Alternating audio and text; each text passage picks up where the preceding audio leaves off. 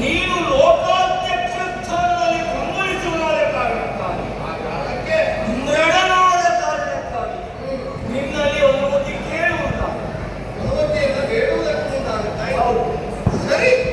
ಅನುಮತಿಯನ್ನೇ ನಾವು ಈಗ ಬೇಡಬಹುದು. ನಾನು ನಿನಗದನ್ನು ಕರುಣಿಸಬಹುದು. ಆದರೆ ನನ್ನ ಮನಸ್ಸಿನಲ್ಲಿ ಒಂದು ಸಣ್ಣ ಜಿಜ್ಞಾಸೆ ಹುಟ್ಟಿಕೊಂಡದ್ದು ಸುಳ್ಳಲ್ಲ. ಈ ರೀತಿಯ ವ್ಯವಹಾರಗಳನ್ನು ನೀನು ನಡೆಸಬೇಕೆಂಬ ಕಾರಣಕ್ಕಾಗಿ ಇಲ್ಲಿವರಿಗಾಗಿ ಬಂದವ ಅಂತಾದ್ರೆ ಇದು ನಿನ್ನ ನಿರ್ಧಾರವೋ ಅಥವಾ ಬೇರೆಯವರ ಪ್ರೇರಣೆಯೋ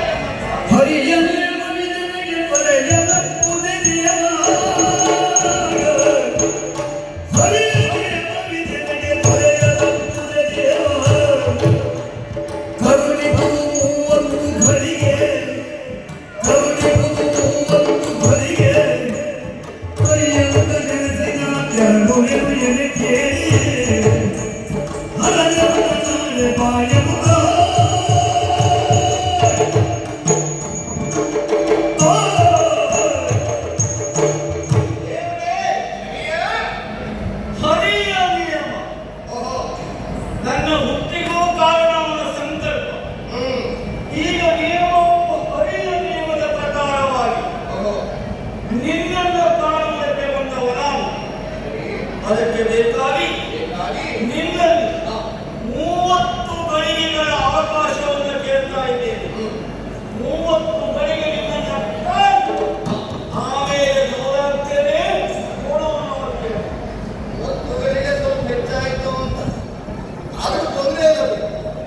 ನೀನು ಬಯಸುತ್ತಿ ಅಂತ ದೇವರಾದರೂ ಕಡಿಮೆ ಇದು ಕಡಿಮೆ ಹೌದು. ಆಗಲೇ ಆಗಲಿ ಅಂತೂ ನಮ್ಮನ್ನ ಕಾಣಬೇಕು ಎನ್ನುವಂತಹ ನಿರ್ಧಾರವನ್ನು ನೀನು ತಳೆದು ಆಗಿದೆ. ಹಾಗಾಗಿ ವರವನ್ನು ನೀನು ಬೇಡುತ್ತಾ ಇದ್ದೆ. ಅದು ಒಂದು ನನ್ನನ್ನು ನೀನು ಕಾಣಬೇಕು ಅಂತಂದ್ರೆ ನಾನು ಕೊಡುವ ವರ ಹೇಗೆ ಈ ಕ್ಷಣದಿಂದಲೇ ಕಾಣುವುದಕ್ಕೆ ಪ್ರಾರಂಭಿಸುವಂತಲ್ಲ.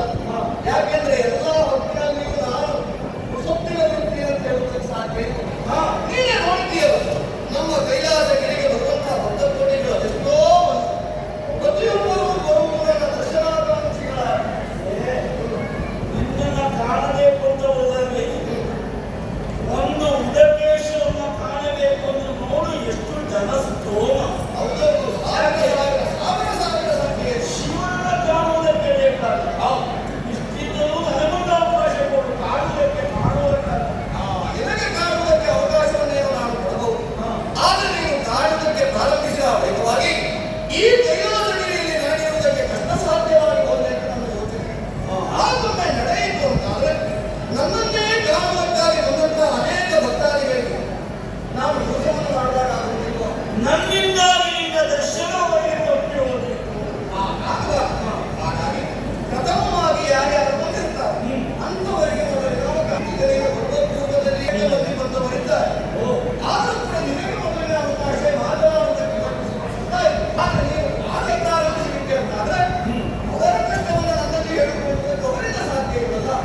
ಹಾಗಾಗಿ ಲೋಕಾಧ್ಯಕ್ಷರಾಗಿರುವಂತಹ ನನ್ನನ್ನು ಕಾಣುವುದಕ್ಕೆ ನಿನಗೆ ಅವಕಾಶ ಕೊಡುವುದಿಲ್ಲ ಅಂತಲ್ಲ. ಇವತ್ತಲ್ಲ ಮತ್ತೆ ನಾಳೆ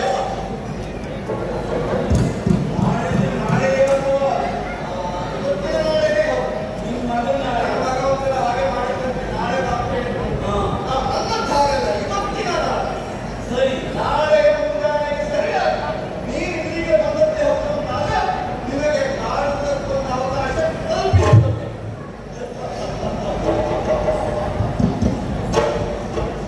ಇನ್ನೊಬ್ಬ ನಾಳೆಯೇ ನಾಳೆಯೇ ಆಯ್ತು ದೇವರೇ.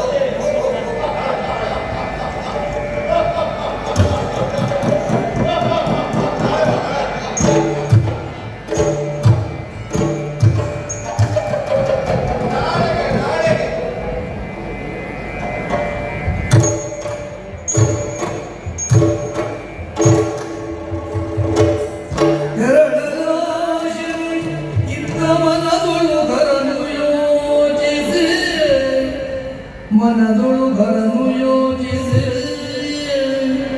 ಅಡಗಿ ಕುಳಿತರೆ ತರಡಿಗನು ಹುಡುಕಿ ನಾನಡಗಿ ಕುಳಿತರೆ ಮಡಗಿ ಕುಳಿತರೆ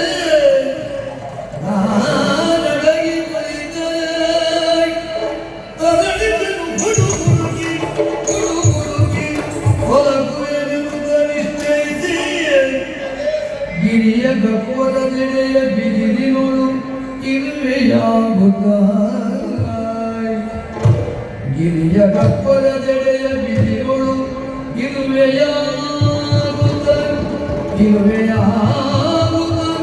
ಅಡಗಿಯೇ ಕುಳಿತಿರಲು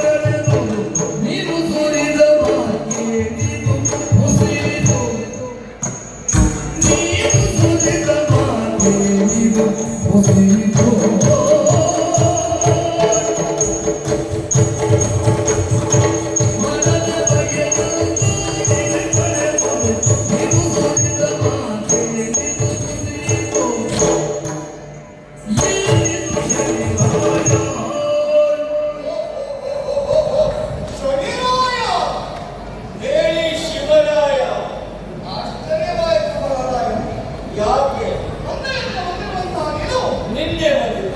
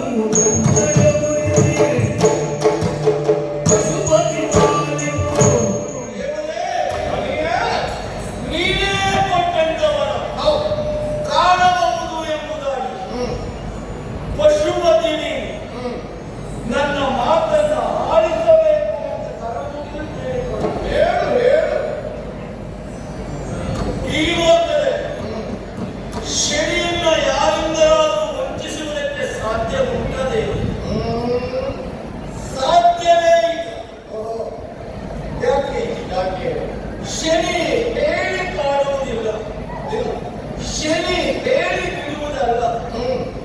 ಶನಿ ಹಿಡಿದ ಮೇಲೆ ಗೊತ್ತಾಗ್ತದೆ, ಶನಿ ಬಿಟ್ಟ ಮೇಲೆ ಗೊತ್ತಾಗ್ತದೆ. ಅದೇ ರೀತಿಯಾಗಿ ವಿಶ್ವೇಶ್ವರನಾಗಿರುವಂತ ನೀ ಕೊಟ್ಟ ವರವನ್ನು ಸದ್ಬಳಕೆ ನಾವು ಮಾಡಿಕೊಂಡಿದ್ದೇವೆ. ಯಾಕೆಂದ್ರೆ ನನ್ನ ನುಡಿ ಹುಸಿಯಾಗುವುದಕ್ಕೆ ಸಾಧ್ಯ ಇಲ್ಲ.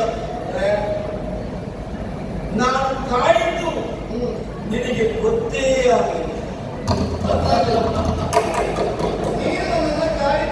ಗಾಡಿ ಆಯ್ತು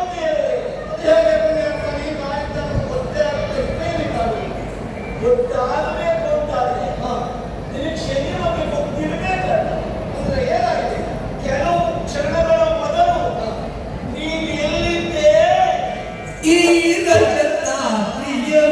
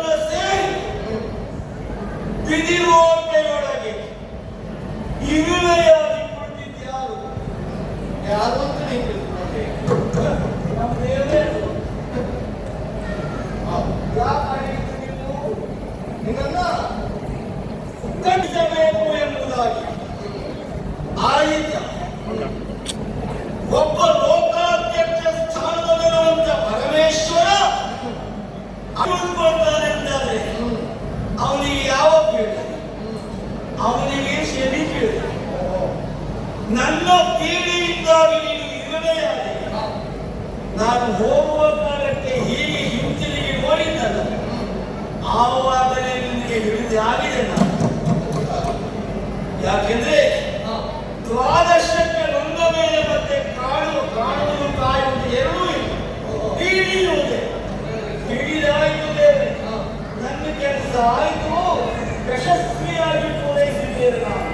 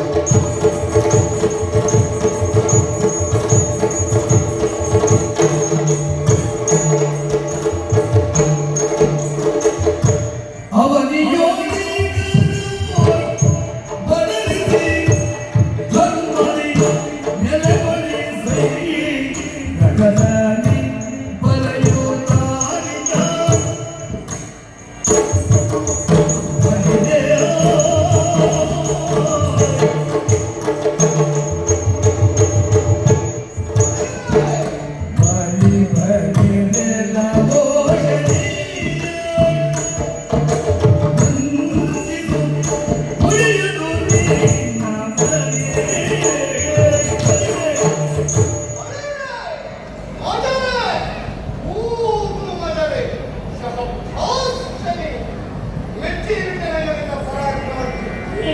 ಅಲ್ಲದೆ ಇದ್ದರೆ ನನ್ನನ್ನು ಕಾಣುತ್ತೇನೆ ಎಂಬಾಗ ಹೇಳುವಂತ ನೀವು ವರವನ್ನು ಪಡೆಯುವುದಕ್ಕೆ ಬಂದಾರೆ. ಆದರೆ ನನಗೂ ಅರಿವಿಲ್ಲದ ಹಾಗೆ ನನ್ನನ್ನು ಗಾಳಿ ಬಿಟ್ಟಿಯಲ್ಲ ಮಹಾರಾಜ. ನನ್ನ ಪ್ರಭಾವದಿಂದಲೇ ಅವನಿಗೆ ನೀನು ಇರುವೆಯಾಗಿ ಅನುಮಾನವೇ ಇಲ್ಲ.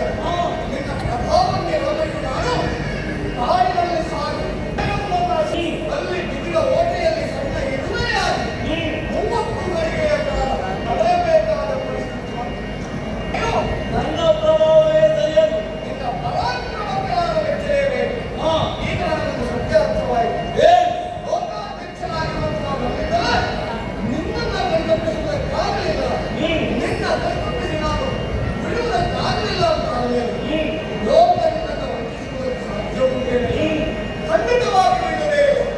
ಅಧರ್ಮಿಗಳೆಲ್ಲ ಯಾರ್ಯಾರು ಇದ್ದಾರೆ ಅಂಥವರಿಗೆ ನಿನ್ನ ಪ್ರಭಾವವೇ ಕೊಡುವುದಕ್ಕೆ ಪ್ರಾರಂಭವಾಯಿತು. ಅಂದರೆ ಅಂಥವರಿಂದ ಯಾವುದೇ ರೀತಿಯ ಮೋಸ ವಂಚನೆಗಳು ಆಗುವುದಕ್ಕೆ ಸಾಧ್ಯವಿದೆ. ಪ್ರತಿಯೊಬ್ಬರು ಕೂಡ ಧರ್ಮದ ಹಾದಿಯಲ್ಲಿ ನಡೆಯಬೇಕು ಅಂತಂದ್ರೆ ಶನಿಯ ಪ್ರಭಾವವನ್ನು ಬೇಕೇ ಬೇಕು.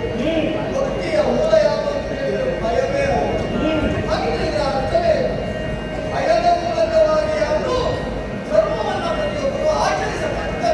ಇದು ಮೂಲ ತತ್ವ. ಹಾಗಾಗಿ ನಿಜವಾಗಿ ಮೆಚ್ಚಿಬಿಟ್ಟೆ ನಾನು. ಸರಿ. ಹಾಗಿದ್ರೆ ಈಶನಾಗಿರುವಂತಹ ನಾನು ಮೆಚ್ಚಿದ್ದೇನೆ ಅಂತ ಕೇವಲ ಹೊಗಳಿಕೆಯ ಮಾತಿನಿಂದ ಹೇಳಿದ್ರೆ ಸಾಕಾಗಿಲ್ಲ ದೇವರು ಮಾತಾಡಬೇಕು, ಅಲ್ವಾ? ಅದು ಫಲ ಕೊಡಬೇಕು. ಖಂಡಿತವಾಗಿಯೂ ಹೌದು. ಲೋಕಮುಖಕ್ಕೆ ಅರ್ಥವಾಗಬೇಕು ಶನಿಯ ಪರಾಕ್ರಮ ಏನು ಎಂಬುದು. ಲೋಕಾಧ್ಯಕ್ಷನಾಗಿರುವಂತಹ ಈಶನಿಗೆ ಇರುವ ಬಿಟ್ಟವನಲ್ಲ. ಒಮ್ಮೆ ನಾವು ತಪ್ಪಿ ನಡೆದರೆ ಶನಿ ನಮ್ಮನ್ನ ಹೇಗೆ ಪೀಡಿಸಿಯಾಗಬೇಕು ಲೋಕಮುಖಕ್ಕೆ ಅರ್ಥವಾಗಬೇಕು. ಶನಿಯ ಮಹಿಮೆಯನ್ನು ಪ್ರಪಂಚಕ್ಕೆ ಗೊತ್ತಾಗಬೇಕು ಅಂತಾದ್ರೆ ಕೇವಲ ಹೊಗಳಿಕೆಯ ಮಾತುಗಳಿಂದಲ್ಲ, ದಿನವನ್ನು ನಾಮಾವಳಿ ನನಗೆ ಹೌದು. ದೇವರ ಪ್ರಸಾದ ಅದು. ಈಶ್ವರನಾಗಿರುವಂತಹ ನನ್ನನ್ನು ಕಾಡಿದವೇ ಈಶ್ವರ. ಹಾಗಾಗಿ ಇವತ್ತಿನಿಂದ ನೀನು ಶನೀಶ್ವರ ಯೋಗ. ಗಂಗೋ ಗಂಗೋ ಒಳ್ಳೆಯದಾಗಿ ಈ ಹೆಸರನ್ನು ಪಡೆದು ಲೋಕಮುಖದಲ್ಲಿ ಯಾರೆಲ್ಲ ಅಧರ್ಮಿಗಳಿದ್ದಾರೋ ಅಂಥವರೆಲ್ಲರೂ ಧರ್ಮ ಮಾರ್ಗವಾಗಿ ನಡೆಯುವಂತೆ ಮಾಡು. ಇವತ್ತಿಗೆ ಶುಭವಾಗಲಿ, ಶುಭವಾಗಲಿ. ಇಂದು ಪರಮೇಶ್ವರನು ಹೊರಡಲು ಹೊರಡಲು ಶನಿಯು ಅಂತರಂಗದಿ ಹರುಷ ತಾಳುತ್ತ ಅಂತರಂಗ